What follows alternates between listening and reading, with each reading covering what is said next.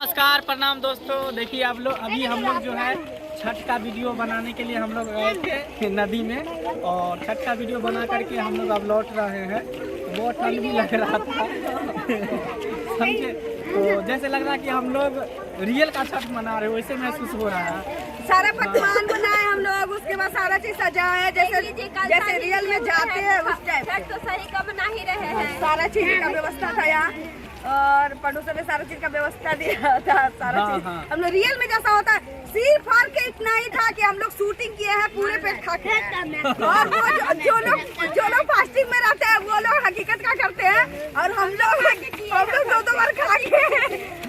दो बार खा करके किए। तो फर्क केवल इतना ही है, बाकी सारा चीज उतना ही हुआ है।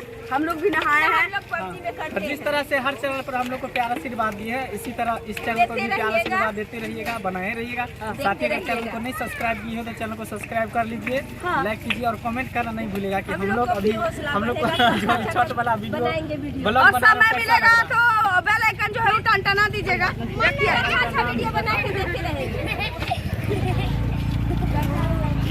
चलिए फिर नेक्स्ट ब्लॉग वीडियो में मिलते हैं आप लोगों से। तब तक लिए बाय, लव यू। हे जाय कत छी कन करू ना लाओ ना यही नहीं तो सब्सक्राइब। अच्छा सब्सक्राइब तो से कहियो ना टुकुर टुकुर ताकै की छै कनी दबाओ ना।